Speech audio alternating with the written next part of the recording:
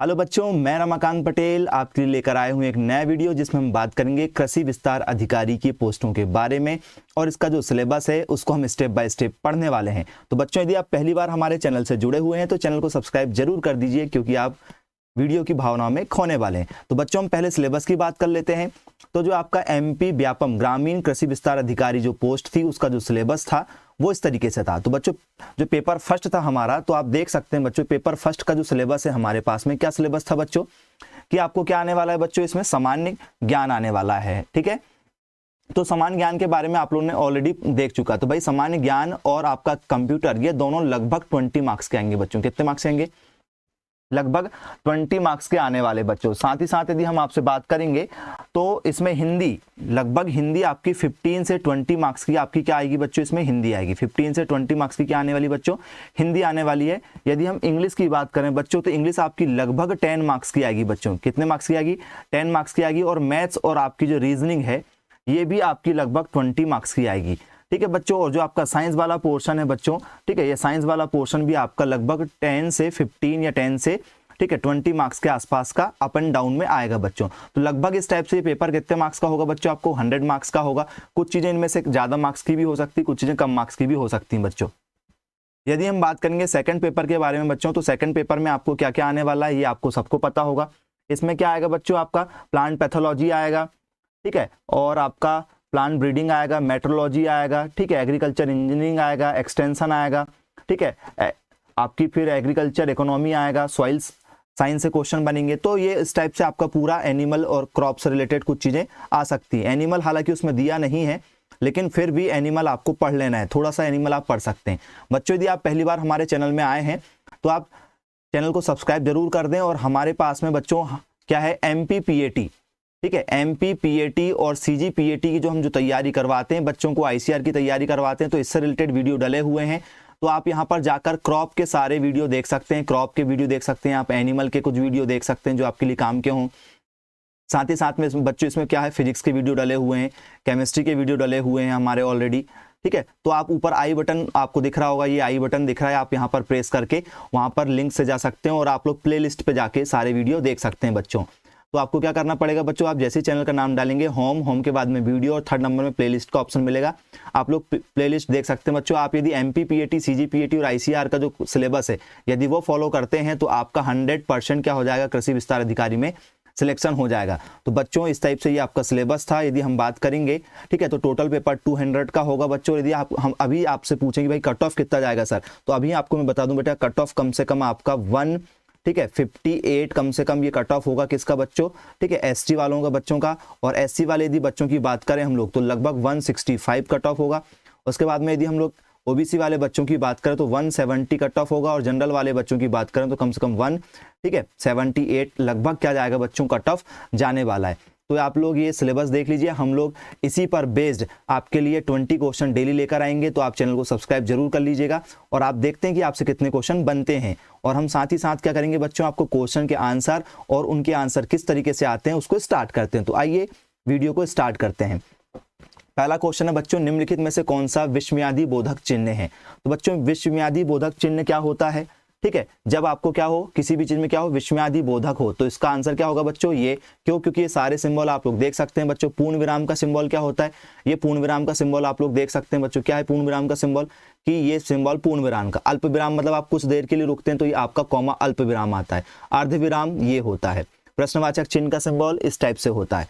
विश्वम्यादि बोधक का सिंबल ये है जो पेपर में आया था। तो बच्चों ये सारे आप याद रख लीजिएगा। निर्देशक का सिंबल क्या होता है कि आप डैश करते तो किसी को क्या कर देते हैं, निर्देशक देते हैं। ये योजक सिंबल हो गया, ठीक है, और ये उद्धरण सिंबल हो गया, और ये हो गया विवरण। तो इस टाइप से पेपर में यहाँ से भी क्वेश्चन बन जाएंगे तो हम लोग आपको इसी टाइप से आंसर बताते हुए चलेंगे बच्चों। सेकंड क्वेश्चन की बात करें, वाला प्रत्यय से बना शब्द है। तो बच्चों बाला जो बना हुआ है, बाला का मतलब क्या होगा बच्चों, प्रत्यय। प्रत्यय मतलब क्या होता है बच्चों, जो कहाँ लगे, अंत में लगे। प्रत्यय कहाँ लगता है बच्चों, अंत में लगता है। और उपसर्ग कहाँ लगता है, शुरुआत में। उपसर्ग कहाँ पे लगता है बच्चों, शुरुआत में।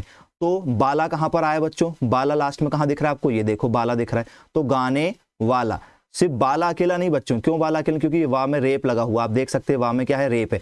और ये वाला नहीं, ये वाला वाला बोला उन्होंने, ये देखो आप टैली कर सकते हैं अच्छे से, ठीक है। तो गाने वाला, ठीक है, तो आप लोग डेफिनेशन भी देख सकते हो कि भाई वे प्रत्यय जो क्रिया के मूल रूप यानी धातु में जोड़े जाते हैं कृत्य कहलाते हैं। जैसे आप देख सकते हो लिख धन अक, आप लोग ये भी देख सकते हैं लिख धन अक मतलब लेखक, तो लास्ट में अक कहाँ लग रहा है बच्चों? अक क्या है यहाँ पर? एक प्रत्यय है। अक क्या है बच्चों? यहाँ पर एक प्रत्यय है, तो अक कहाँ लग रहा है बच्चों? लास्ट में लग रहा है। ठीक है, मतलब प्रत्यय कहाँ लगते हैं? लास्ट में। तो यहाँ से भी क्वेश्चन पेपर में बनते हैं।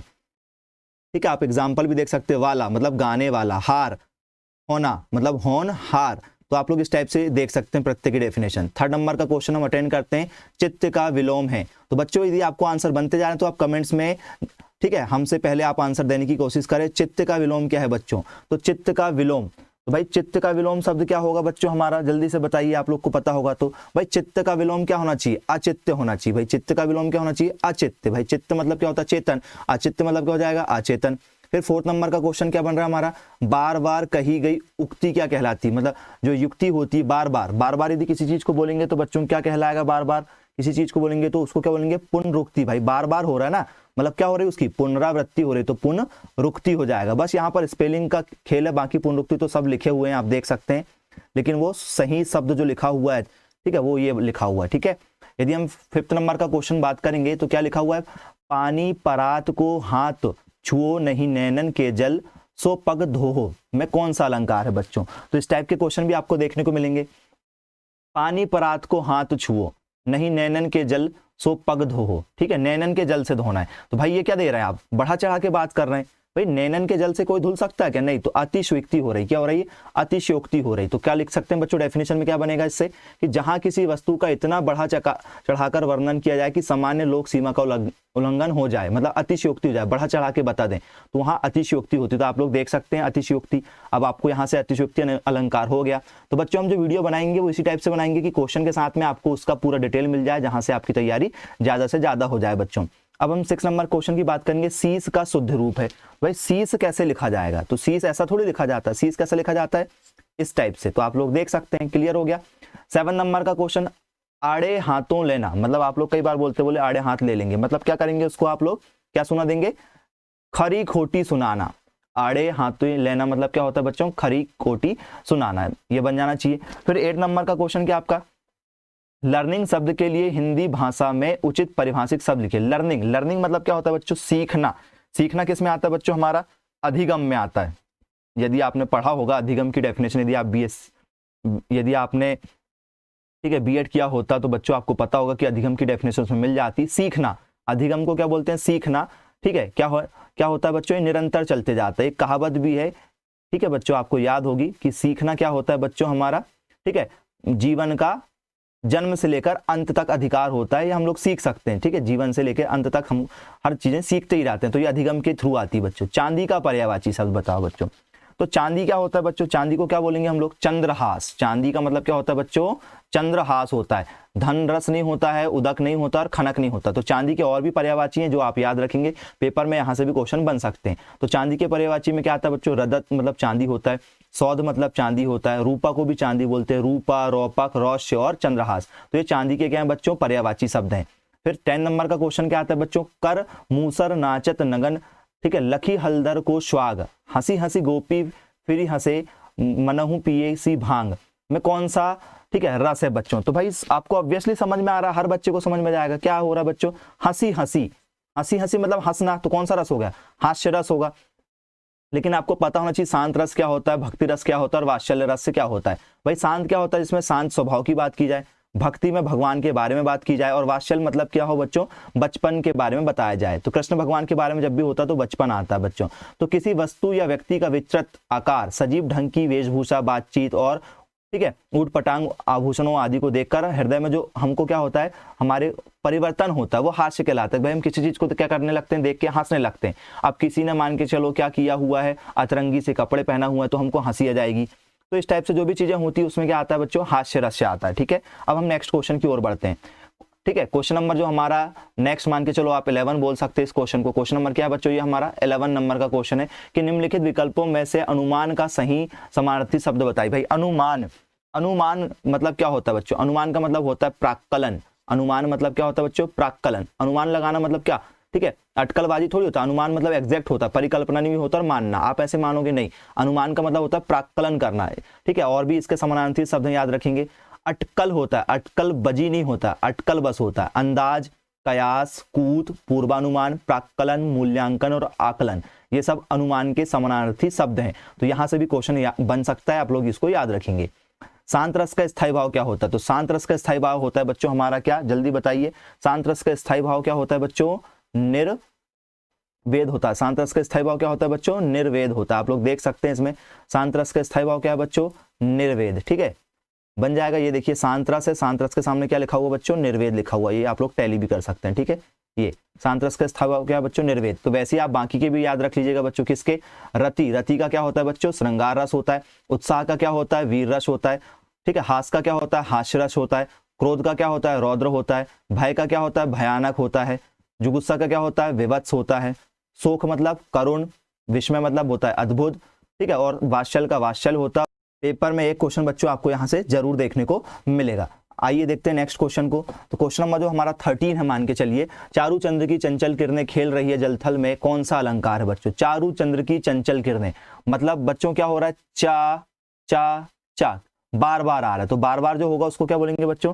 जो वर्ड बार बार आता है उसको क्या बोलते हैं हम लोग? अनुप्रास अलंकार बोलते हैं। अनुप्रास अलंकार की डेफिनेशन क्या होती है देख लेते हैं।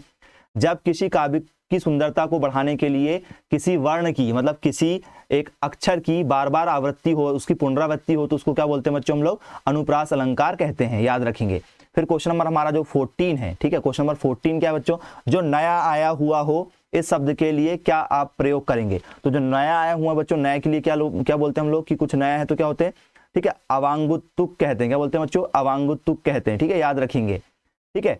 और अब बात करेंगे क्वेश्चन नंबर 15 के बारे में। तो क्वेश्चन नंबर जो 15 है बच्चों आपका, वो क्या लिखा हुआ है कि नीचे दिए गए विकल्पों में से सौंजत्य का क्या लिखिए? शुद्ध रूप लिखिए। तो भैया सौंजय, तो सौंजय को आप लोग कैसे लिखोगे? ठीक है, सौंजय लिखेंगे। सौंजत्या को क्या लिखेंगे बच्चों? हम लोग सौंजय लिखते हैं, याद रखेंगे, ठीक है। वो सही सुधार के लिखा गया वर्ड है। ऐसे क्वेश्चन भी आते हैं कि गलत लिखा होता है, आपको सही बताना पड़ता है। निम्नलिखित में आय शब्द के लिए कौन सा विलोम शब्द होता है? भाई आय का विलोम, आय का विलोम क्या होगा? आय का विलोम हो जाएगा वह। आय का विलोम क्या हो जाएगा बच्चों? वह हो जाएगा, याद रखेंगे। पाठक शब्द में कौन सा प्रत्यय लगा हुआ? पाठक, आपको मैंने बताया था प्रत्यय कहाँ लगता है बच्चों? शब्द के आखिरी में। तो पाठक क्या बोलने में आ रहा? अक बोलने में आ रहा, पाठक अक। तो अक कहाँ लिखा हुआ? ये मतलब क्वेश्चन नंबर 17 का आंसर क्या हो जाएगा बच्चों हमारा? क्वेश्चन नंबर 17 का आंसर क्या हो जाएगा? सेकंड नंबर वाला, अक वाला, याद रखेंगे, ठीक है। फिर आएगा, हम बात करेंगे बच्चों किसकी? राजा का पर्यायवाची। तो बच्चों राजा का पर्यायवाची क्या होता है? राजा मतलब होता है भूपति, बोलते हैं ना, कई बार हमने पढ़ा होगा भूपति। भूपति मतलब भी क्या होता है? राजा होता है। यदि आपने देखा होगा, ठीक है, बाहुबली मूवी, तो उसमें भूपति भी मिलता है। तो राजा का क्या होता है बच्चों? सम्राट, भूप, भूपति, भूपाल, छत्रपति, ठीक है।